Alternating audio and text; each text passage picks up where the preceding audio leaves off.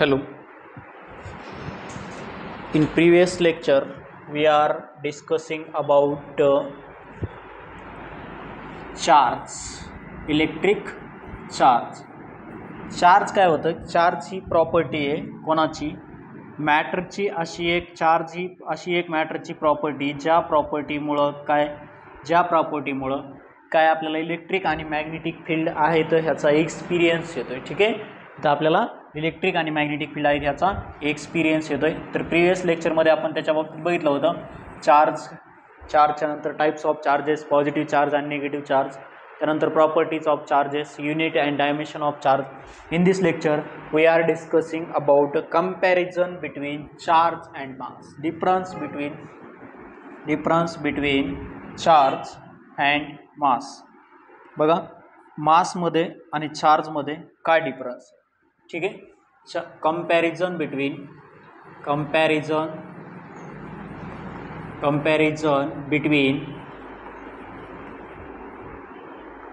between the mass, charge and mass.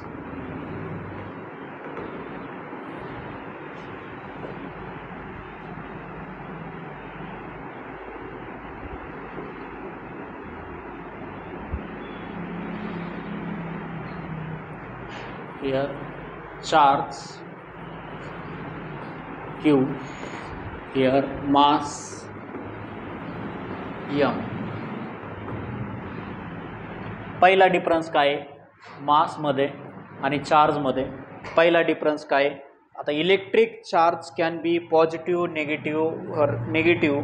Negative और zero. Electric charge जो असतो ना, इलेक्ट्रिक चार्ज हा charge can be positive,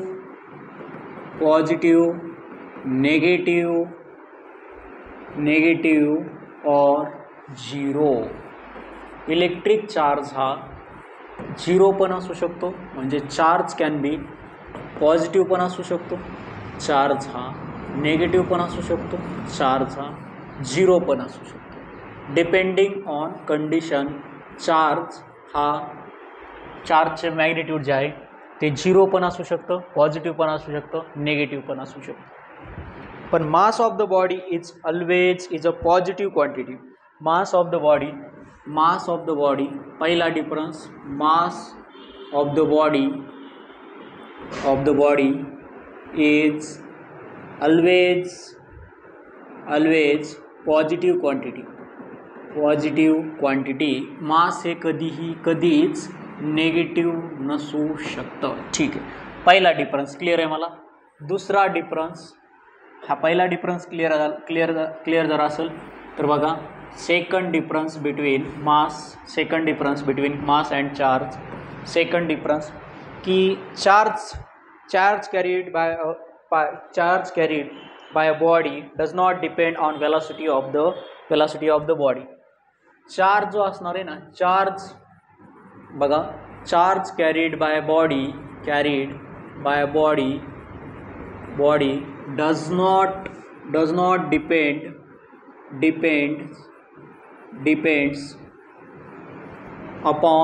on the velocity of the body. म्हणजे कालच आपण प्रिव्हियस लेक्चरमध्ये म्हणलो होतो मी की चार्ज हा इंडिपेंडेंट आहे. इनव्हॅरियन्स ऑफ चार्ज इंडिपेंडेंट आहे कशावरती? व्हेलॉसिटीवरती. एखाद्या बॉडीने चार्ज कंटेन केलेला आहे, ह्या बॉडीने चार्ज कंटेन केलेला आहे, आणि ह्या बॉडीकर जो बी चार्ज आहे, ह्या बॉडीचं ही बॉडी जरी काही कशामध्ये आली, मोशनमध्ये आली, जरी ह्या बॉडीकडे काही वेलॉसिटी असली, पण ह्या बॉडी जरी वेलॉसिटी असेल तर ह्याच्यामधला चार्जच्या मॅग्निट्यूडमध्ये काही डिफरन्स आहे का? नाही. इनव्हॅरियन्स ऑफ चार्ज. ठीक आहे. दुसरी गोष्ट, आता मास काय होत असते? मास जे असतं ना, mass of body increases with its increase. Mass of body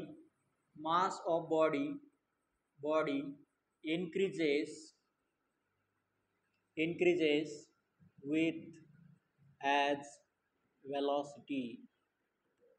एखादी बॉडी आहे, जर वेलॉसिटी रेस मास असेल, रेस बॉडी आहे, रेसला ठेवलेली, आणि ती बॉडीला जर वेलॉसिटी दिली तर ती बॉडीचं काय होणार आहे?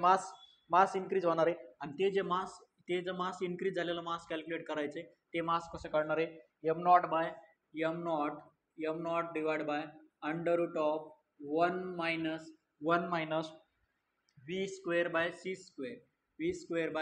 सी स्क्वेअर इथून काय करणार आहे आपण त्या बॉडीचं मास कॅल्क्युलेट करू शकतो ज्यावेळेस एखादी बॉडी मोशनमध्ये असेल वेलॉसिटीमध्ये असेल त्यावेळेस स्फिअर इथं जी सी आहे C is the velocity C is the velocity of light किंवा velocity of speed of light आपण म्हणतो त्याला काय म्हणतो speed of light C is the speed of light speed of light त्याला कम्पेअर करणार आहे आपण आणि व्ही काय velocity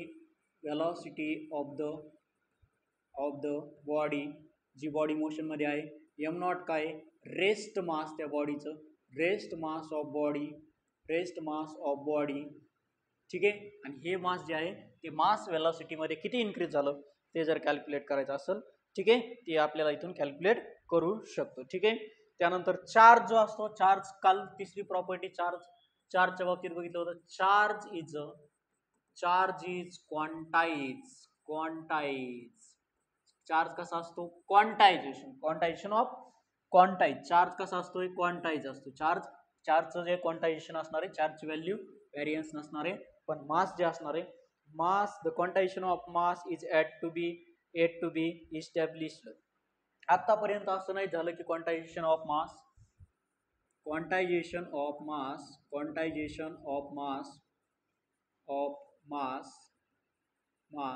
at to be quantization of mass is at to be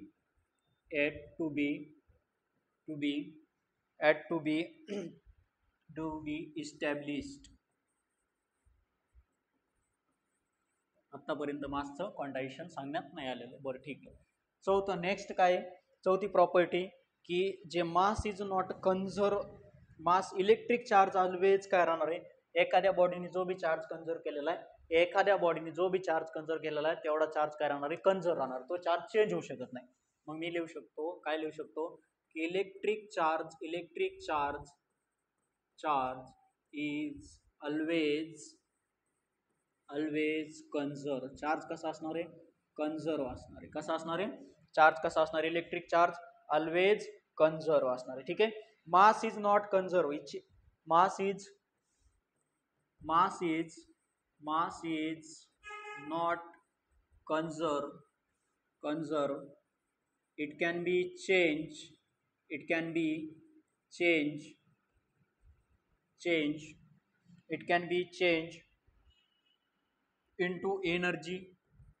into energy or vice versa mass change होऊ शकतं पण तुमची चार्ज चेंज होऊ शकतो का नाही चार्ज कसा राहणार आहे कन्झर्व राहणार आहे force between charges can be attractive और repulsive the force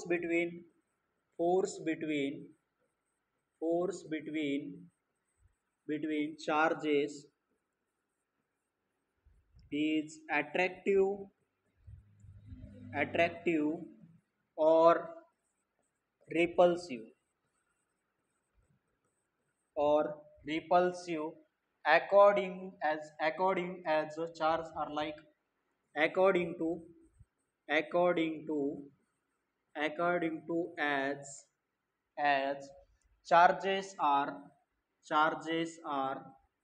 charges are unlike or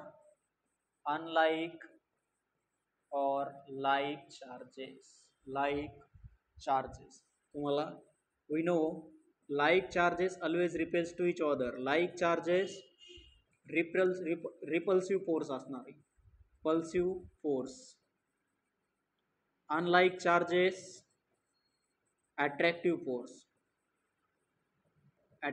force असणार ओके ठीक आहे always remember two opposite sign charges are attract to each other and same sign charges are repels to each other next repels to each other the fifth the gravitational force between two masses is always attractive. पण इथं तुमचा मास जो असणार आहे दोन मासच्या मध्ये, the gravitational force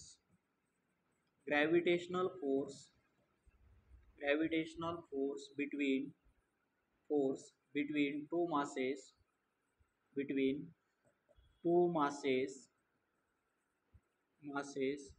are attractive. ठीक आहे. या ठिकाणी काय बघितलं आपण इथं कंपॅरिझन बिटवीन चार्ज अँड मास. ठीक आहे. कंपॅरिझन बिटवीन इलेक्ट्रिक चार्ज जो राहणार आहे तुमचा, इलेक्ट्रिक चार्ज पॉझिटिव्ह असू शकतो, निगेटिव्ह असू शकतो, झिरो असू शकतो, पण मास जे असणार आहे ते फक्त आणि फक्त पॉझिटिव्ह क्वांटिटी असणार आहे. निगेटिव्ह किंवा झिरो मास म्हणू शकत नाही मी. ठीक आहे. ते पॉसिबलच होणार नाही. Charge carried by body does not depends on the velocity of the body. एखादी बॉडी मोशन मध्ये आहे, तिच्याकडे काहीतरी चार्ज आहे, तो जो चार्ज आहे तो चार्ज त्या चार्ज मध्ये काही व्हॅरिएशन येणार नाही. ही बॉडी जर मोशन मध्ये नेत असतो हिच्याकडे जो चार्ज आहे तो चार्ज असाच राहणार आहे, पण हिच्या मास जे आहे ह्या बॉडीचं ते मास काय होणार आहे, वेलॉसिटी सोबत चेंज होणार आहे. ठीक आहे. आणि किती चेंज होणार आहे ते m is equal to m not by under root of 1 minus V square by C square. इथं m नॉट काय rest mass of the body, V square काय velocity of the body, C speed of light, quantise. नंतर next electric charge is conserve. Charge कसा आहे conserve. ठीक आहे. पण तुमचं quantisation of mass is not conserve, is establish. इथं quantisation झालेलं नाही. इलेक्ट्रिक चार्ज ऑलवेज कन्झर्व असणार आहे. मास is not conserve, it can be change into energy wise वर्षामध्ये चेंज करू शकतो आपण. द फोर्स बिटवीन चार्जेस, दोन इलेक्ट्रिक चार्जेस असतील तर त्यांच्यामध्ये काय असणार आहे, फोर्स असणार आहे. त्यांच्यामध्ये फोर्स असणार आहे. सपोज एक्स डिस्टन्स वरती आहे, त्यांच्यावरती जो फोर्स असणार आहे हा फोर्स दोन टाईपचा असू शकतो. कोणकोणता, अट्रॅक्टिव्ह फोर्स पण असू शकतो किंवा रिपल्सिव्ह फोर्स पण असू शकतो. ठीक आहे. एक्स डिस्टन्स वरती ठेवलेले. तर आता निगेटिव्ह चार्ज निगेटिव्ह आहे, पॉझिटिव्ह चार्ज, इथला फोर्स किती येणार आहे, फोर्स जो डायरेक्टली प्रोपोर्शनल असणार आहे प्रोडक्ट ऑफ चार्जेस. मग इथं Q1 Q2 देतो, Q1 Q2. ठीक आहे. Q1 into Q2, force directly inversely proportional to square of distance between them. Force is equal to काय येणार आहे, जी नाही के, इथं इथं K Q1 Q2 divide by एक्सचा स्क्वेअर, इलेक्ट्रोस्टॅटिक फोर्स. हा जो फोर्स असणार आहे हा रिपल्सिव्ह फोर्स आहे. ठीक आहे. इथं अट्रॅक्टिव्ह फोर्स येणार आहे, force is equal to negative of Q1 Q2 divide by Q2 directly proportional to force direct inversely proportional to डिस्टन्सच्या स्क्वेअरला. फोर्स इज इक्वल टू काय येणार आहे, negative of Q1 Q2 divide by एक्सचा square. ठीक आहे. Q1 इथं काय येणार आहे, इन 1 बाय एक्स स्क्वेअर.